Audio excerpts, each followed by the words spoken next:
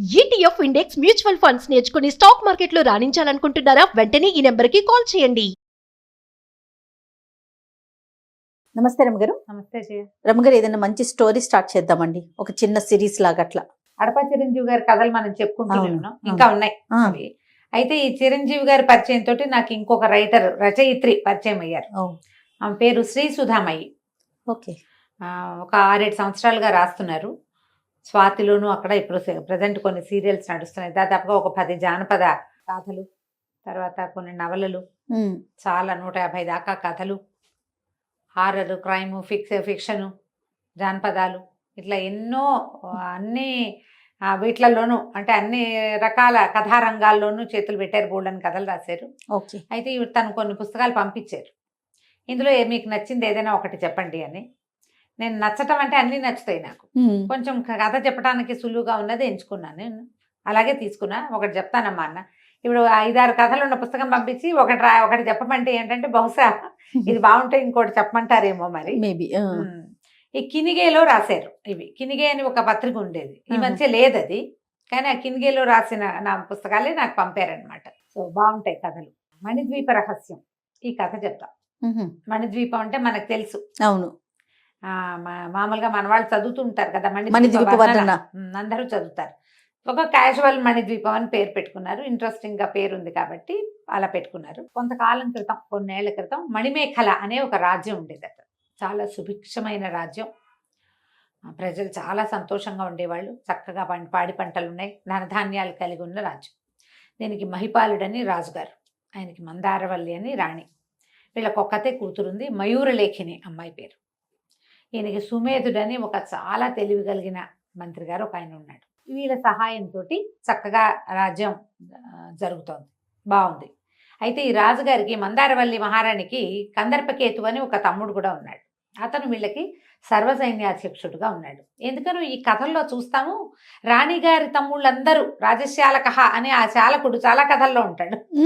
రాజుగారి బావమరిదే వీళ్ళ సర్వసైన్యాధ్యక్షుడుగాను, ఇక్కడ ఏదో కథలు నడిపేవాడు గాను, ఈ రాజ్యం మీద పట్టుగా ఉండేవాడు గాను, రాజ్యం కబళించాలన్న ఆలోచనలో ఉండేవాడు గాను, అలాంటి వాళ్ళని ఎక్కువ చూపిస్తారు ఈ కథలన్నిటిలో. అవే కనపడుతుంటాయి. ఈ కందర్పకేతుకి తన మేనగోడలైన ఈ మయూరలేఖిని పెళ్లి చేసుకోవాలని అతని కోరిక. పెళ్లి చేసుకుని ఈ రాజ్యాన్ని లాక్కోవాలి. రాజ్యానికి రాజు అవ్వాలంటే మరి ఏకైక పుత్రికైన రాజకుమార్తెను పెళ్లి చేసుకోవడమే రాజ్యానికి రాజు అయ్యేందుకు సులువైన మార్గం. అంతేగా. అతను ఏదో ఎత్తులు వేస్తాడు కానీ పిల్ల ఏం పెద్దగా స్వాధీన పడదు. అమ్మాయి అంత ఆసక్తి చూపించదు. పైగా పూర్వకాలం ఏంటంటే వయసు తేడాలు పెద్ద లక్ష్యమే లేదు. అమ్మాయి ఈడేరిన అమ్మాయి 35 ఏళ్ళు 40 ఏళ్ళ వాడైనా పెళ్లి చేసుకోవచ్చు. ఆ కాలంలో అలా ఉండేది. అయితే ఏమైంది, ఇలా రోజులు గడుస్తున్నాయి. ఆ పిల్ల చక్కగా బుద్ధిమంతురాలు, మహాసౌందర్యవతి, అన్నీ బాగుండేవి. ఒకనాటికి పౌర్ణమి నాడు అందరూ కలిసి ఒక చోటకి వెళ్తారు వీళ్ళు. ఈ పౌర్ణమి ఏంటంటే ఈ రాజ్యంలో చాలా ప్రత్యేకమైనది.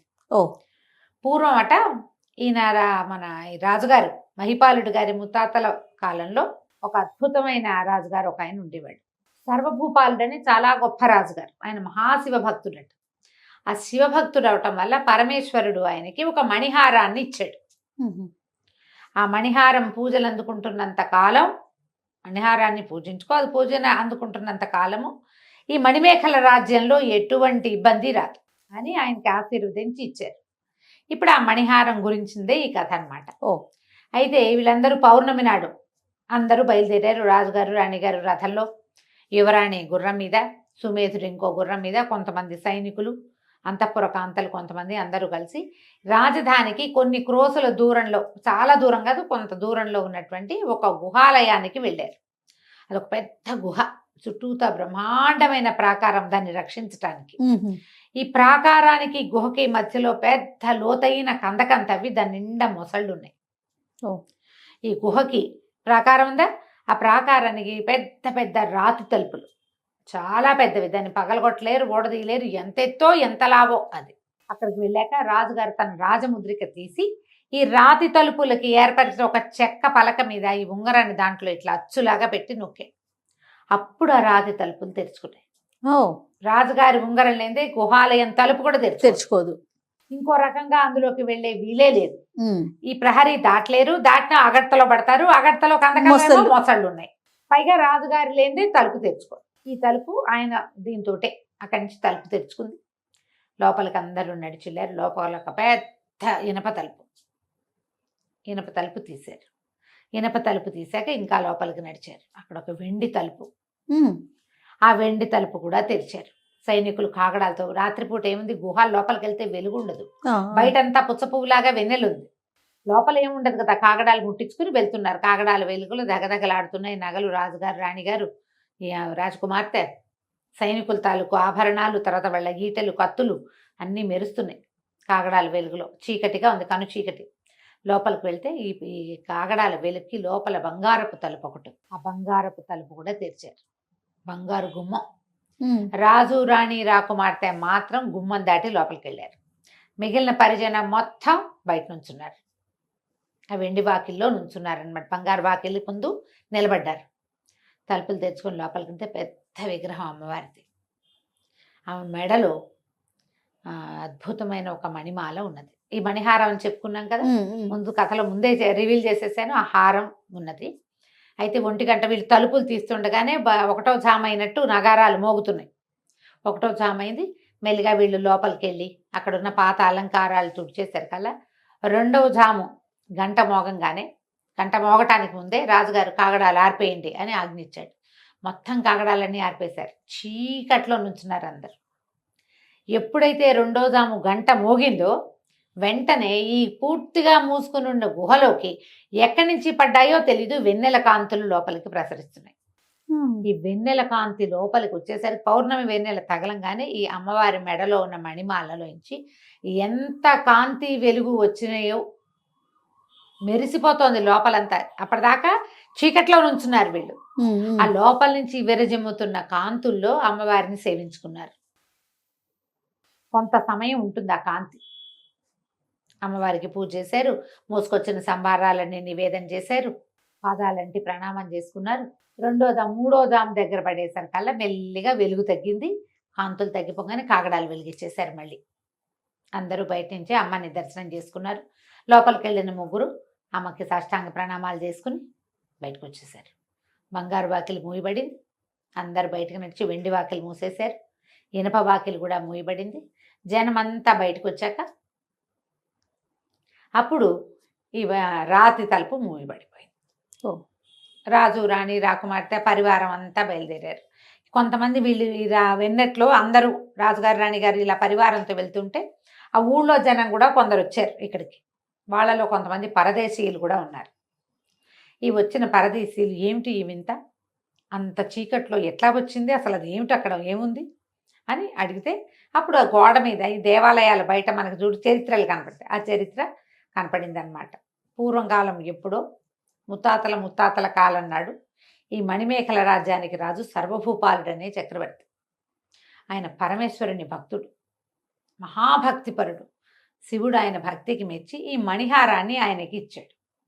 మణిహారం పూజింపబడుతున్నంత కాలం మణిమేఖల రాజ్యానికి ఏ సమస్య రాదు, ఎప్పుడు ఉంటుంది, పచ్చగా దినదినాభివృద్ధిగా ఉంటుంది అని చెప్పేసరికి ఈ సర్వభూపాలు ఏం చేశాడు, ఆయన కల్లో స్వప్న దర్శనం ఇచ్చి శివుడు ఈ మాట చెప్పాడు. మెలకు వచ్చేసరికల్లా ఆయనకి సమీపంలో దగదగలాడుతున్న ఈ మణిమాల కనపడింది. అయితే ఈయన ఏం చేశాడు, అతన్ని ఆంతరంగిక మందిరంలోనే ఒక ప్రత్యేకమైన చోట ఆ మణిమాల నుంచి పూజించుకునేవాడు. కానీ ఆ మణిమాల శక్తికి ఆగలేకపోయేవాళ్ళు వాళ్ళు, చాలా పవర్ఫుల్. అయితే ఈయన ఏం చేశాడు, అందరినీ పిలిచి పెద్దవాళ్ళని అడిగాడు ఏం చేయాలంటే పరమేశ్వరునే ప్రార్థించమన్నాడు. అప్పుడు మళ్ళీ పరమేశ్వరుని, నేను ఇంత శక్తి కలిగిన మహిమ కలిగిన వస్తువుని ఇలా ఆంతరంగిక మందిరంలో ఉంచుకోవటం నా వల్ల కావట్లేదు, ఏదైనా మార్గాంతరం ఉపదేశించమంటే పరమేశ్వరుడి ఆజ్ఞ చొప్పున పరమేశ్వరి అమ్మవారిని ధ్యానించు, ఆమె నీకు దారి చూపిస్తుంది అని చెప్పాడట శివుడు ఆయనకి, సర్వభూపాలుడికి. ఈయన పరమేశ్వరిని అమ్మవారిని ఎంతో కాలం పూజిస్తే అప్పుడు ఆమె కనపడి, నేను ఇక్కడికి కొంత దూరంలో ఉన్న గుహలో వెలిసి ఉంటాను, మణిమాలని నాకు తీసుకొచ్చి నాకు అలంకరించు, ఈ మణిహారాన్ని వెన్నెల రాత్రుల్లో నన్ను పూజించు, ఈ మణిహారంతో నన్ను పూజించినంత కాలం నీకు ఏ ఇబ్బంది ఉండదు అని చెప్పింది. తర్వాత కొద్ది రోజులకే ఆ గుహాలయంలో అమ్మవారు వెలిసింది. దానికి చాలా దృష్టాంతాలు కనపడ్డాయి. ఎట్లా తెలుస్తుంది, అదేగా తెలిసిన తర్వాత వీళ్ళు కార్తాంతికులు చెప్పారు, ఈరోజు చాలా బాగుంది, నక్షత్రాలు తారలు రాలుతున్నాయి, ఏదనుకుంటే అది జరుగుతుంది, వెన్నెల విపరీతంగా ఉంది, ఏదో జరగబోతుంది, తెలుస్తాయి కదా కొన్ని మంచి సూచనలు. ఈ రోజున అయి ఉండొచ్చు అని చూసుకుని వాళ్ళు ఈ విగ్రహం ఎప్పుడైతే అమ్మవారి విగ్రహం వెలిసిందో ఈ మణిహారాన్ని తీసుకెళ్ళి ఆమెకు అలంకరించారు. అలంకరించి ఆమె సేఫ్టీ కోసం, ఎందుకంటే మణిమాల ఉన్నంత కాలం అనేది ఒక ఆజ్ఞ ఉంది. అవును. ఆ బోధ ప్రకారం వీళ్ళు ఏం చేశారు, చక్కగా తలుపులు అవి గట్టిగా అమరించి చుట్టూతా ప్రాకారం కట్టేసి దానికి ఒక అగర్త దవ్వించి దాని నిండా మొసళ్ళేసి మొసళ్ళకి ఆహారం, మెయింటెనెన్స్, వ్యవహారాలన్నీ నడిచిపోతున్నాయి. ఆహారాలు అవి కావాలి కదా, బయట నుంచి నీళ్ళు వచ్చే ఏర్పాటు అవన్నీ చేసి పెట్టారు. అప్పటి నుంచి ప్రతి తరంలోనూ రాజుకి ఇది అప్పచెప్పబడుతోంది.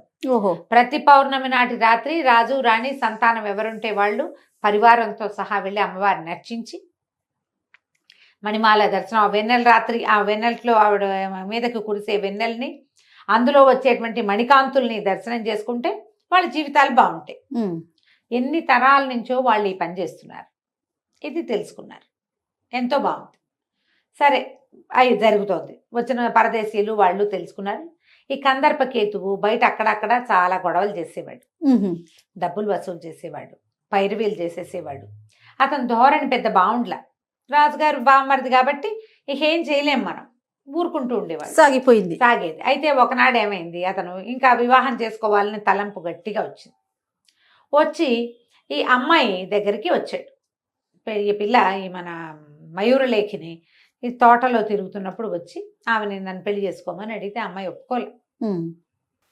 నేను ఈ రాజ్యానికి నేనే దిక్కు, ఎవరు లేరంటే ఎందుకు లేరు, మా రాజ్యాన్ని మా అమ్మవారిని చక్కగా రక్షించగలిగే రాజకుమారుడిని ఎవరైనా చూసి చేసుకుంటాను నేను, మా నాన్న సంబంధం చూసి పెళ్లి చేస్తాడు, నువ్వు మా దగ్గర సర్వసన్యాధ్యక్షుడిగా ఉండి నేను నిన్ను పెళ్లి చేసుకోవటం జరగదు, నీ మీద నాకు అటువంటి ఆసక్తే లేదు పెళ్లి చేసుకుందామని అని ఆ అమ్మాయి గట్టిగా నో చెప్పేసింది. ఓకే. నో చెప్పేసరికల్లా ఇతనికి చాలా మండిపోయింది, ఏదో చెయ్యాలి వీళ్ళని, ఎలాగైనా దీన్ని లాగేసుకోవాలి, ఈ పిల్ల నన్ను పెళ్లి చేసుకోవడం తప్పిస్తే దీనికి వేరే దారి లేకుండా చేయాలి. మామూలుగా బావమర్దులు బాగా కొడతారని చెప్తారు, కానీ ఎప్పుడైతే రాజ్యకాంక్ష, పదవీకాంక్ష, ధనకాంక్ష అవి మొదలైనాయో ఇక మేనమావడు లేదు, మేనల్లుడు లేదు. ఈ అమ్మాయిని పెళ్లి చేసుకుంటే కానీ రాజ్యానికి సులువైన దారి అదే, రెండో దారి లేదు. పిల్ల ఏమో అందగత్తే, అది కావాలి ఇతనికి. దాంతో ఇతను కొత్త కొత్త ఆలోచనలు చేయటం మొదలుపెట్టాడు. ఎలాగైనా ఈ మణిహారాన్ని గనక మనం చేజిక్కించుకున్నామా అప్పుడు ఇది సులువు అవుతుంది. కానీ అతను ఏమీ దానికి సరిపడా చేయలేకపోయాడు, ఆలోచిస్తూనే ఉన్నాడు. ఏం చేసి ఈ రాజ్యాన్ని కబళిద్దామా అన్న ఆలోచనలోతే కొన్ని వెన్నెల రాత్రులు గడిచినాయి. అయితే ఇలా నడుస్తూ ఉండగా ఇక్కడికి చాలా యోజనాల దూరంలో, 100 యోజనాల పైమాట దూరంలో ఈ మణిద్వీపం అని ఒక ప్రాంతం ఉండేదట. ఈ మణిద్వీపము పూర్వం ఎంత పచ్చగానో ఎంత అద్భుతంగానో ఉండేది. అసలు అక్కడ ప్రాంతానికి వెళ్ళిన వాళ్ళు వెనక్కి తిరిగి వచ్చేవాళ్ళు కాదు, అక్కడే ఉండిపోవాలనిపించేది. చాలా పచ్చదనం, అద్భుత మహా చెరుకు పానకంలాగా ఉండే నీళ్లు, ప్రజలు కూడా చాలా సుభిక్షమైన వాతావరణాల్లో సంతోషంగా ఉండేటువంటి ఒక ప్రాంతం.